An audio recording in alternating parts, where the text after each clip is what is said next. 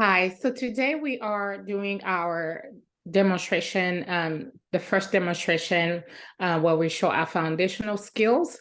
And the skills that we will be talking about in this video are attending and empathy skills, listening skills, multicultural competence, observation skills. And for our advanced method, we are using CBT, cognitive behavioral therapy. All right. Good morning, Tawana. How are you today? Doing great, Dr. Jones. I'm doing wonderful. How are you? Good, good. Thanks for asking. I'm doing well. Yeah. How's your week been? And like I said, it's been long, but we're getting there. It's Yeah. Wednesday. Yes. So Almost the yeah, end of the week. Halfway there. yes, yes. Yes. Well, good, good. Well, it's good to see you today. Mhm. I was reviewing your file, and it sounds like you are having some work and school stress that you wanted to talk about today. Okay. Yes. I am stressed. That's about it. I Mm, got a lot going on okay. at work. Then trying to balance school. It's been a little bit of a lot of juggling because one, I'm down on staff, Mm, and what happens is that when that happens, I have to cover not only my schedule but their schedule as well, and okay. then trying to deal with the clients, do the administrative work. Okay. It's just been a whole lot. It's like it's been nonstop since March, Mm, and that's when I had to. What is March? April, this is May, so it's even to mhm. the point where I can't remember dates. I can't remember deadlines. I was trying to write everything down, and then as I start writing it down, it looks overwhelming to me. So, Yeah.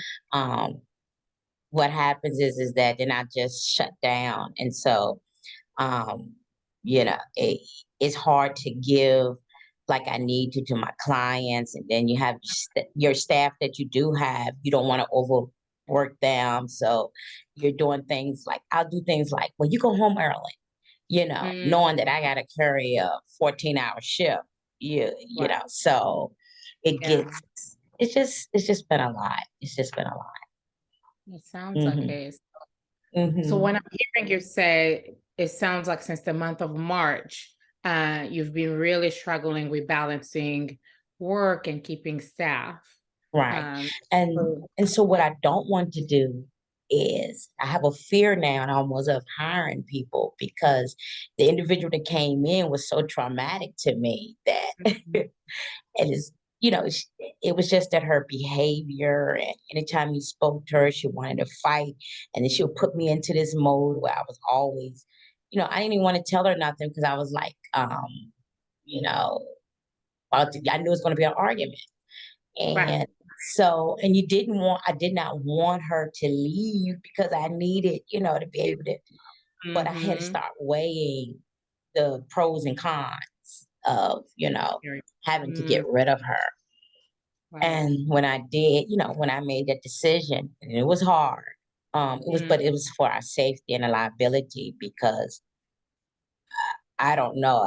She only worked for me maybe 5 months, but all of a sudden it's like everything been was changed. People's personalities were changing. My residents were running all over the place. They were not being taken care of like I like them to be taken care of. It's right. like she just let them do whatever they wanted to. So when I'll come in, I would see them, they staying out all night, 11 Mhm. and 12 o'clock at night. They're coming in. They haven't gotten their medications. And so I will have to do all of that. And I just said, I have to get everything back into order, you know. Right. And Right. boy, but since March, that's when I made that decision. I, Yeah. I'm happy with it, but it's still stressful. Right, right. So you were able to make the decision to let her go, but then it was more load on you. Um, Mhm, mhm.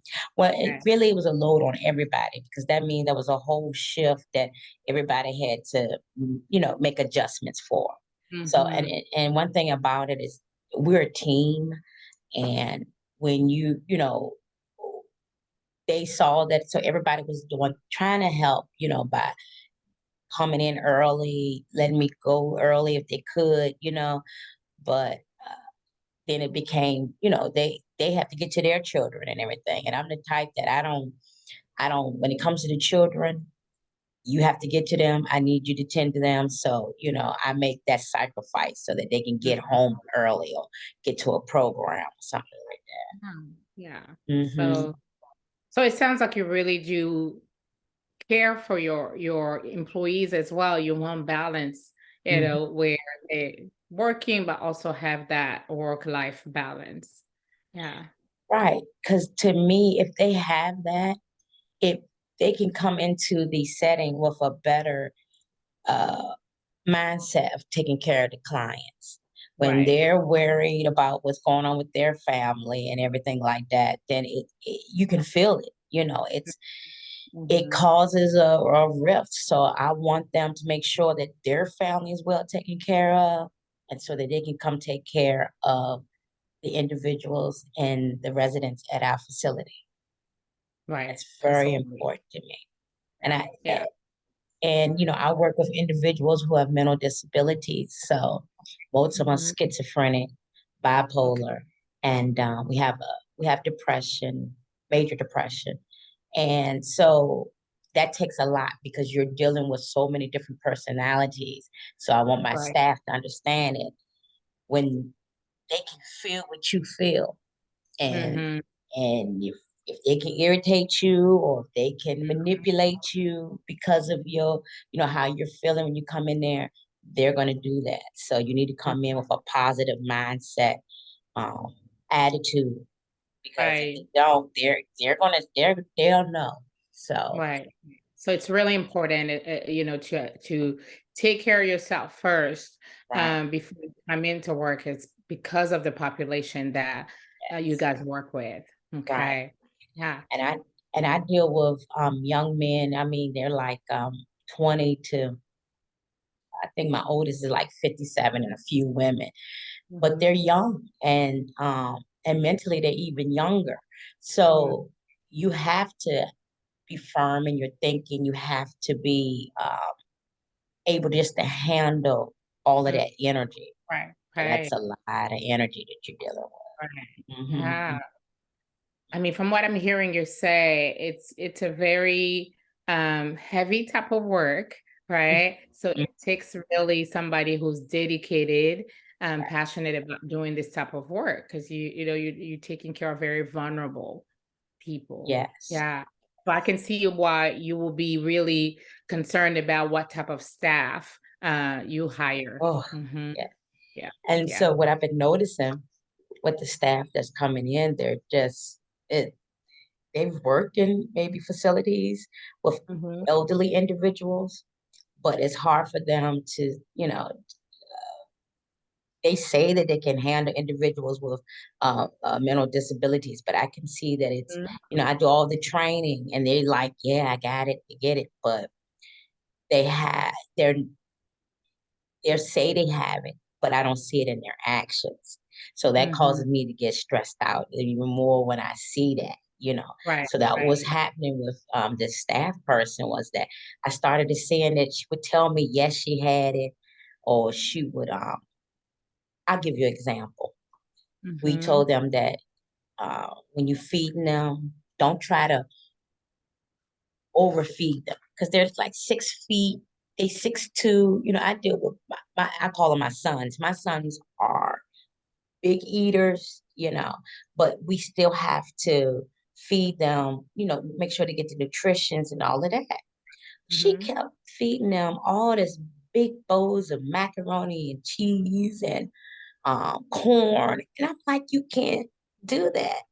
Mm. It's not Okay. safe for them. It's not healthy. And she Mhm. would fry everything. I mean, she would fry chicken. She would fry string beans if you gave. I mean, she could put Right. flour up on them. So I told her, I said, look, you can't do that. And she would tell me just as nice as sweetly, okay, I won't do it again. And then you go in and flour everywhere, grease everywhere. So, I mean, it was just causing me so much. I mean, I was so angry when I go into work, and I'm sitting here trying to tell my staff, you know, when you come in with a positive attitude. I will come Mhm. bust through that door because I know she did something wrong, you know. Yep. Right, right. So yeah, so it sounds like she was really able to get to your skin and sort of switch even your attitude Yeah, at work. Yeah. So she you made you met me act Mhm. crazy, you know. So Mhm. I I got knew it. there Okay. was a problem.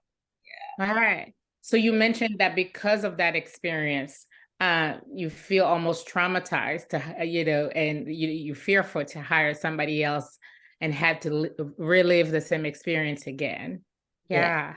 yeah. So Yeah. what I did is because I don't want to hire on desperation. And Mm-hmm. that's what I know I'll be hired on. I'll look at, like now, if they said they could wipe a floor, I'd be like, yeah, they come on in, Yeah.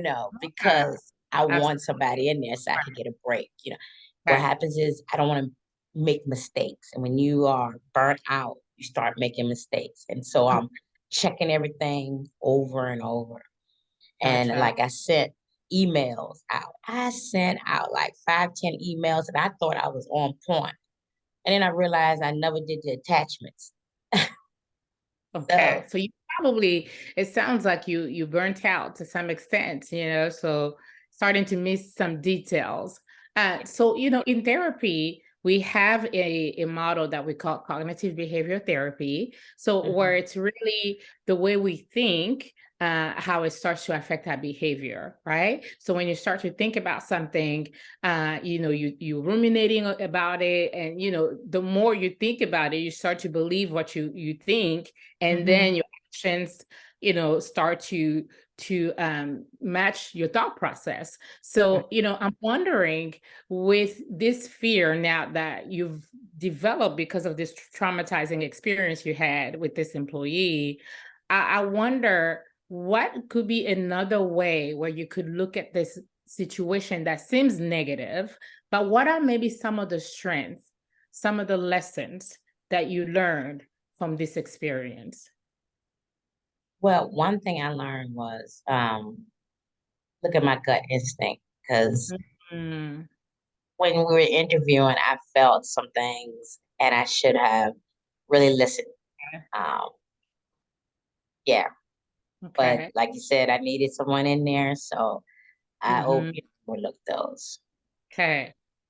The second lesson is within that 90 days, I need to just go ahead and get rid of the person Mm, instead of just trying and trying.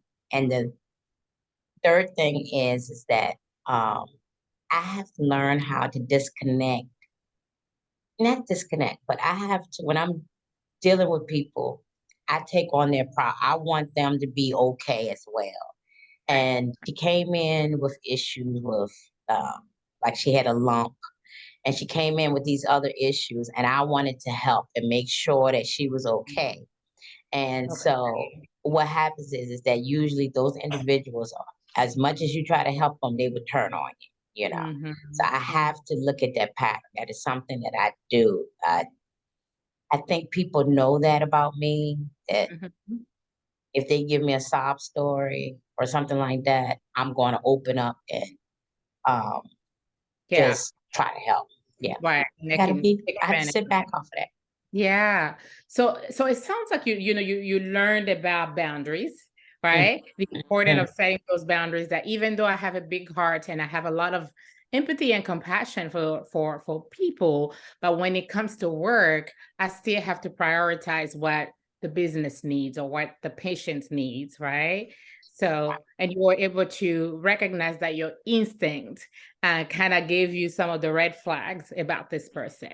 Yeah. So I think knowing these things, I think one way that might be helpful, instead of going with fear the next time you are hiring, mhm, we reframe this and say, hey, I'm more equipped now than the last time, and I'm able to catch certain things better this time around than the last time. Because now right, I'm going to be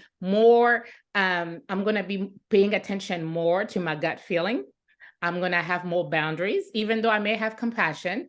I'm going to, really set boundaries that I'm not going with my emotions, but I'm really choosing somebody according to the business needs, right? So you've gained those skills. And then, another thing that you may consider is also the culture of the Mm-hmm. person, right? So I think Yes. it's important because we all have different culture. So, she might think that eating fried food is healthy, because that's how she Mm-hmm. grew up. So, but for you, you understanding that healthy eating, flour is not a part of that. Yes. So, Yes. paying attention to culture differences in that Mm. interview process. Nice. Okay. Yes. What do you think? Any thoughts? I like what you said. I never thought about looking at the culture when I'm hiring as well, Mhm. so that I can when I'm doing the interview and I need to put that part as part of my interview on, All how do right, you, right. getting that information? What do you think is nutrition? That's going to be important for me next time. Yeah, right. What do you, how do I'm just going to look at all of those things that even come to ethics, how she thought about letting someone go out, and that come Right. in, get their Mhm. medication. I need to ask all those questions in the Right. beginning of how would they handle that situation. Exactly. Yeah, those things that are important to you, that Yes. you're looking for. And I like what you said. I realized that I was hiring out of desperation, right? Mm-hmm. So Mm-hmm. time, now that you know that, you know what, I'm gonna take a little bit more time. It might be a little bit more difficult on me because I Right. need the help right away, but I know in the long run, it's gonna pay off to make sure that I pick the right candidate. Yeah, like right now, I've got a panel. I created like a panel of people to help me with Okay. that. That'll Mm-hmm. take a load off of me. When I hire, sometimes when I've hired good people. They've been with me 10, 15 years. That's Wow. great. But it's Mhm. it, that's not the atmosphere anymore. Atmosphere, Mm. they come in, work a few, and they go. So I have to get used to this new, dynamic, and people are not sticking for long periods of time in this Mhm. industry that I work Yeah, in. Hmm. unfortunately. Yeah. So, I mean, it sounds like you have the skills, right? It sounds like you really learned from that tough, really hard experience. So I think trusting yourself, trusting your gut that you Hmm. have what it takes. You're very empathetic person. It sounds like you have a really passion for the work that you do and the people who work for you. So Hmm. I think the right people will enjoy working for you. And maybe looking at it as this person was just here to teach you something so that Yes. you can even create a better work environment. Okay. Yes. All right. Well, we are almost out of our time. So I just want to thank you for coming in today. I hope that this gave you a little bit more insight on what your next step will be. Okay. Thank you so much. You're welcome. All And right. where do Well, I go to pay? Okay. you can go pay at the front desk. All right. Thank Bye. you. All right. Bye bye.